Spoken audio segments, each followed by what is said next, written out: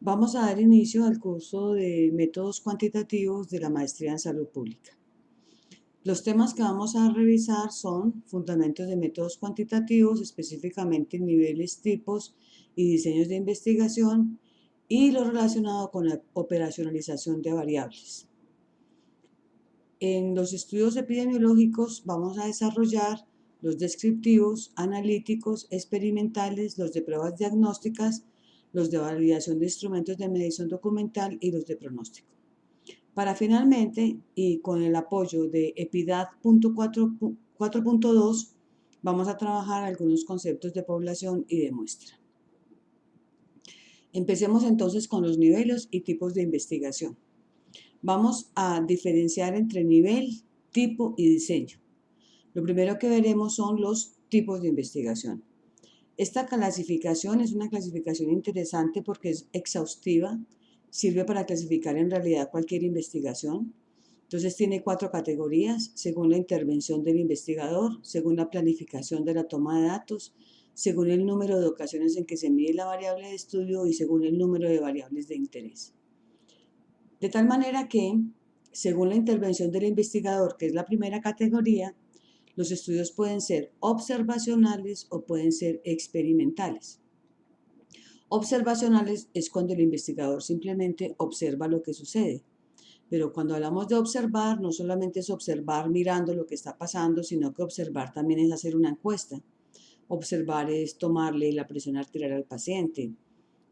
Observar es palpar el abdomen al paciente. Es decir, es acercarnos al hecho, al suceso, pues por cualquiera de nuestros sentidos. El experimental, en cambio, es aquel en el que hay una intervención, donde el investigador manipula una variable. Supongamos que en el caso aquí de este curso que estamos haciendo, que yo definiera que medio grupo va a ver la asignatura presencial y medio grupo mediante videos. Entonces yo asignaría aleatoriamente quienes están en un grupo y quienes están en el otro. Daría el curso presencial para unos y con videos para otros y luego miraríamos el nivel de aprendizaje. Como yo manipulé la variable modo de dar la clase, o sea, si la clase era presencial o era con videos, ese sería un estudio experimental.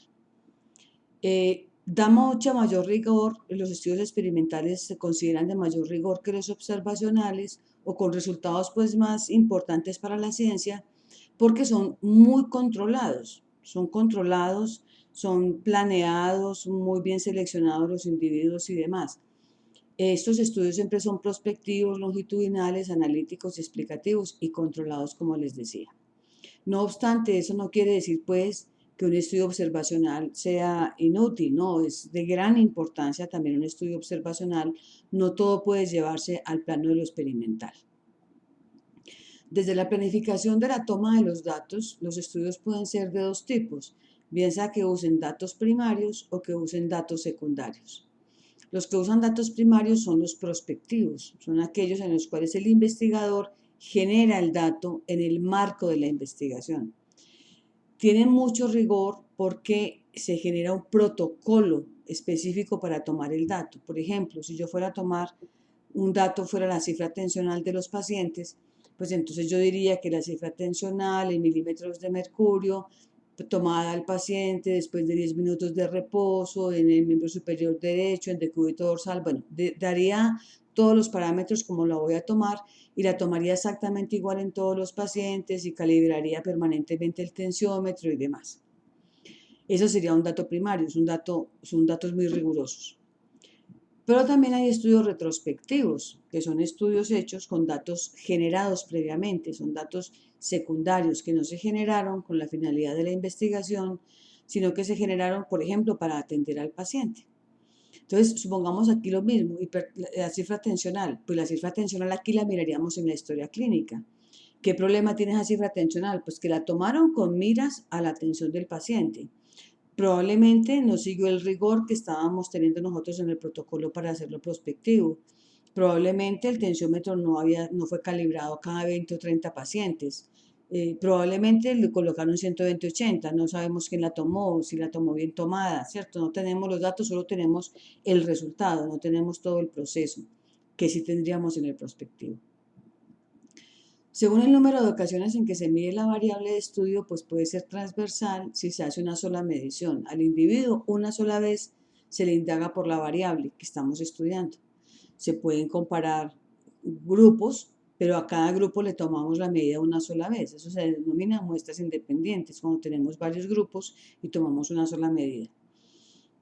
O también puede ser longitudinal, que es cuando se mide la variable al menos en 2 oportunidades. Es decir, cuando el estudio es un antes, después, tendremos un estudio longitudinal. El longitudinal pues nos da más resultados más detallados, pues porque vemos la evolución de la enfermedad. El transversal es como una fotografía, este es como una película, como una cinta, ¿cierto? Bien. Finalmente, según el número de variables de interés, tenemos que el estudio puede ser descriptivo cuando tenemos una sola variable, por ejemplo, presencia o ausencia de diabetes. Tenemos una sola variable que nos interesa, hacemos análisis univariado, describimos cada una de las variables. O podemos tener un estudio analítico en el cual ya tenemos al menos 2 variables que queremos relacionar o asociar. Por ejemplo, aquí infección respiratoria aguda podría ser con contaminación del aire. Entonces veríamos pacientes enfermos, pacientes no enfermos, expuestos a contaminación y otros no expuestos a contaminación. Haríamos contraste de hipótesis y haríamos un análisis bivariado para determinar si eso sí es un factor de riesgo o no para la infección de las vías respiratorias.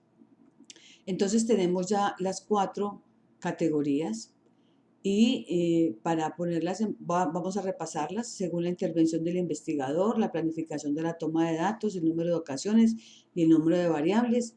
Para la intervención del investigador observacional experimental, planificación de la toma de datos prospectivo o retrospectivo, número de ocasiones en que se toma la variable transversal o longitudinal, y finalmente, según el número de variables de interés, descriptivo o analítico. Entonces ya están listos para hacer su primer taller, que tiene 2 preguntas. La primera, para determinar la prevalencia de miopía en la comunidad universitaria, a lo largo de 2 meses se realizó un examen de agudeza visual a cada integrante de la comunidad. Con base en esta información, clasifique el estudio enunciado según la intervención del investigador, la planificación de la toma de datos, el número de ocasiones en que se mide la variable de estudio y el número de variables de interés. Para el desarrollo del taller, simplemente colocan taller 1.1 y colocan las 4 palabras en el orden correspondiente.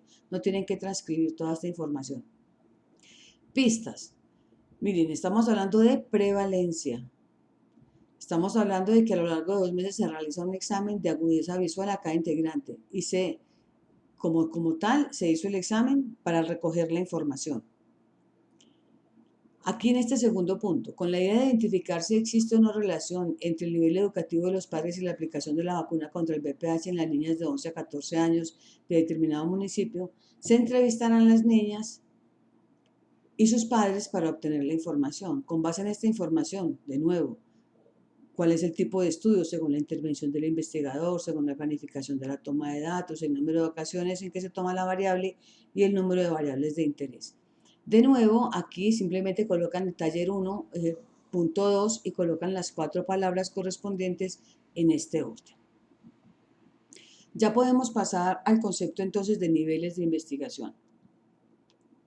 Los niveles de investigación se representan muy bien por esta pirámide. Tenemos una base grande de muchos estudios que son los exploratorios. Por encima de ellos y apoyado en ellos están los descriptivos. Luego en los descriptivos se apoyan los relacionales. Los explicativos se apoyan en los relacionales, los predictivos en los explicativos y los de aplicación en los predictivos. Es decir, cada nivel de investigación es muy importante, por eso se puede considerar una línea de investigación.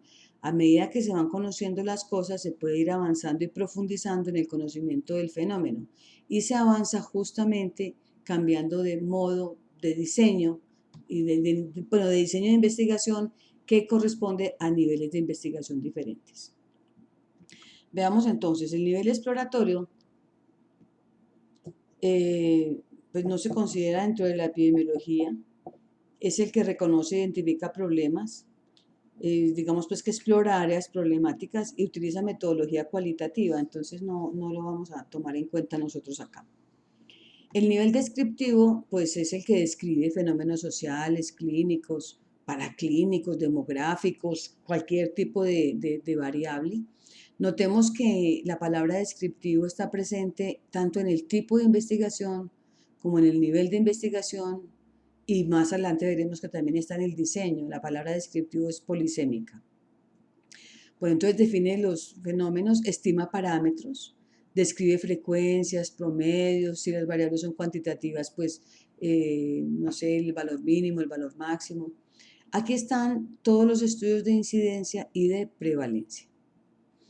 Apoyado en estos estudios descriptivos se pueden formular estudios relacionales. Los estudios relacionales pues son los que encuentran dependencia entre eventos, dependencia no de causa-efecto, todavía no hay manera de demostrar que sean causa-efecto, sino que simplemente son asociaciones, relaciones que podríamos llamar estadísticas, que luego podrían evolucionar a demostrar que son de verdad causales.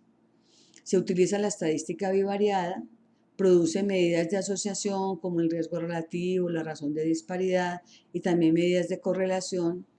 Y pues en últimas lo está diciendo si las variables se comportan, las variables que estamos estudiando, se comportan o no como un factor de riesgo o como un factor protector.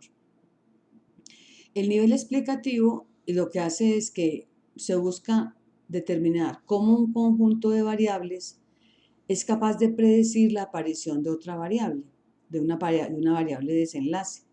Entonces, explicar el comportamiento de una variable en función de otra u otras.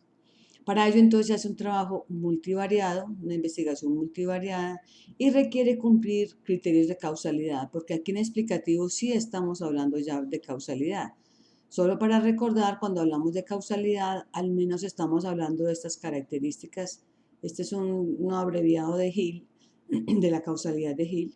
Recordemos la consistencia, es que se encuentran los mismos resultados o la misma asociación en diferentes lugares del mundo.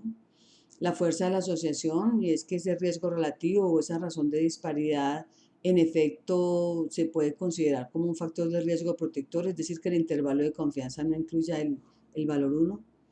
La relación dosis-respuesta, que a medida que se incrementa la exposición, también hay un incremento en el tamaño, en la probabilidad del riesgo o en el riesgo.